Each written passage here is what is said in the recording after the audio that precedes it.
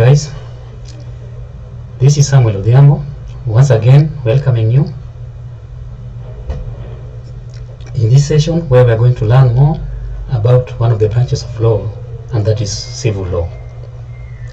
Welcome. Our objective today will be to understand the definition of the term civil law, identify the different terminologies applied to civil law, understand the roots and historical development of civil law, learn the different types of civil law, and also to learn about the differences that exist between civil and common law, and also their similarities. Welcome.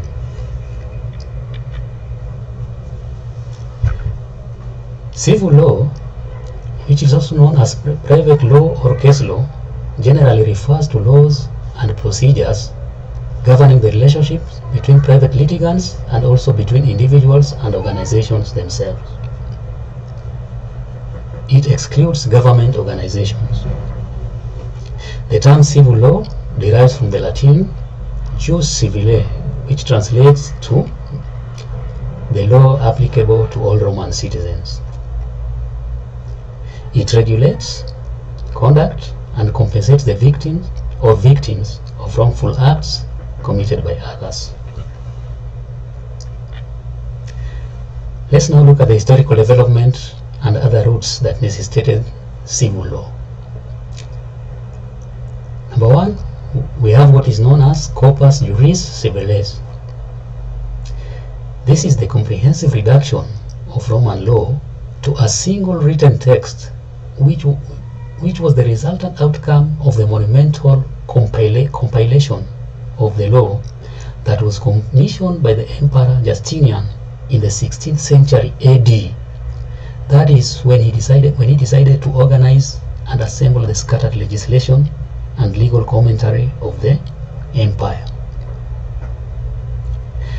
This comprehensive text then spread throughout Europe in the preceding years, where succeeding generations of legal scholars adapted the principles of ancient Roman law in the text to their contemporary needs.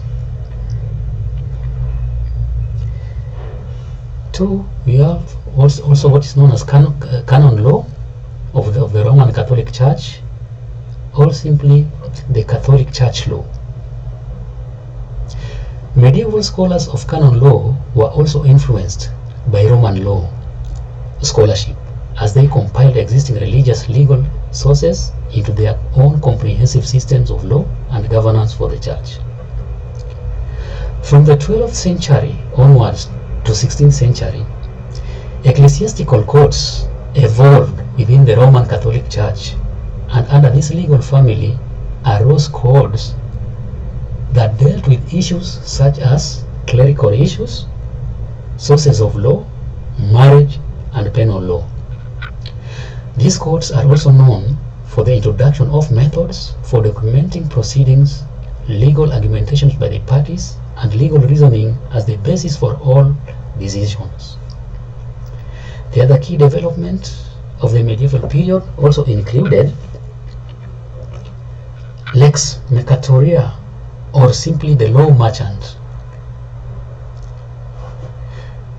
This entitled the various laws arising from commerce between the Italian peninsula and other ports of the Mediterranean Sea.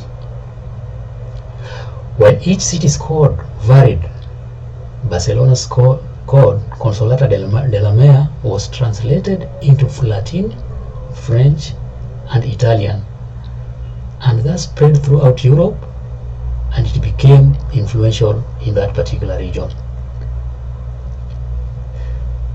We also have Scandinavian or the British Isles as distinct parties. While today Scandinavia was heavily influenced by the civil law of the continent, some scholars will not classify Scandinavian countries as pure civil law jurisdictions. For example, their system of legislation does not mirror the codes of the continental systems. The British Isles, on the other hand, also developed differently, forming the common ancestor of the American system or the common law. Finally, it should be noted that the socialist law of the Cold War period, while it drew heavily from the civil law tradition, was a wholly separate branch as well. Now I would like us to look at the major differences between the civil law and common law systems. Civil law and common law are the two principal legal systems in the world today. A basic understanding of their differences is therefore the foundation of a common legal vocabulary and a necessary first step for bridging the divide between the legal cultures. So the first difference, number one. As we noted earlier, civil law systems commonly trace their ancestry to the 6th century AD and the Roman Emperor Justinian's massive codification project, that is, Corpus Juris Civilis. Common law, on the other hand, typically trace its ancestry to judicial decisions dating back to the early period of the British royal monarchy. Number two, civil law system is based on written codes, that is, it is codified. In contrast, common law system is generally uncodified, which means that there is no comprehensive compilation of legal rules and statutes. It is largely based on unwritten judgment law or law case, also known as precedent, meaning the judicial decisions that have already been made in similar cases. 3. In civil law system, the concept of precedent is not binding. Only legislative enactments are considered binding for all, unlike in common law system where judicial systems are binding. That is, they do have the force of law and must be respected by the public, by lawyers, and of course by the courts themselves.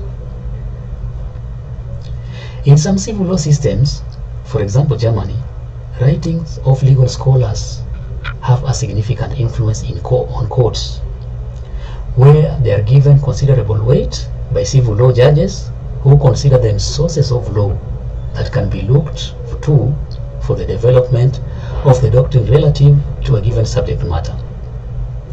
In common law system, such writings do not have the same influence or enjoy the same importance as they do in civil law. Jury trials are mostly unrecognized in civil law systems, which is a marked contrast to common law system where such trials are the norm. Civil law trials and procedures are conducted through an inquisitorial system whereby the role of the judge is more interventionist, that is, controlling all aspects of the trial, including actively investigating the case and also questioning of witnesses. In contrast, common law systems practice what is known as adversarial model, where more responsibility is placed on the litigants and not on the trial judges. In civil law system, the investigation of facts that may lead to admissible evidence is circumscribed. This is due to the fact that it is the judges who guide the gathering of evidence as a rule, as already mentioned above, thereby leaving no room for the litigants to orchestrate the presentation of evidence. On the other hand, while reforms in common law evidentiary discovery practice may have increased the role of the judges in discovery, the litigants still remain the driving force. Despite all these differences and many others that we may learn later on, both the civil and the common law systems have as their goal the just, speedy, and inexpensive determination of disputes. Let's look at the types of civil law system. Number one, we have contract law, which is a branch of civil law that provides rules regarding agreements between people and businesses. We also have family law, which is a branch that deals with various aspects of family life, including marriage, property division upon separation, and also child custody. Tort law. This is a branch of civil law that holds persons or private organizations responsible for damage they cause one another as a result of an accident or deliberate action. Property law. It governs ownership rights in property, including the buying and selling of real estates. Then we have wills and estates, or simply estate law, which deals with the division of property after death, including if a person dies intestate, that is, without leaving or having a will. Employment law. It governs employer or employee relations, including minimum age a person can work, restricting the working hours, and also specifying the minimum wage. After looking at all those, now in our conclusion, we can say that this comparative examination of some basic components of civil law systems, with the contrast to common law counterparts, identifies considerations and concepts that underlie the respective systems. The analysis also demonstrates how some of these similar concerns are addressed in different ways in other systems. A basic understanding of these conceptual and practical differences, as well as similarities, is very important to collaborative efforts that cross these legal cultural boundaries in the fieldwork environment. This is because a comparative bridge between legal cultures not only provides insights into foreign legal cultures, but provides a backdrop for re-evaluating one's own, albeit civil or common, origin. Let's now quickly have a recap of what we've just learned today. So in this module, we've been able to, 1, learn the meaning of civil law. We've also been able to define and understand the different terminologies used in civil law, learn about the differences between civil and common law systems, and also their similarities. Thank you very much for watching. See you in our next module. Do you have any questions or comments? Please kindly post them in the comment section below the video. Otherwise, thanks for watching this video. Please remember to subscribe to my YouTube channel, like the video, click the notification bell, and share with your friends and family or networks. Thank you very much, and good day to you.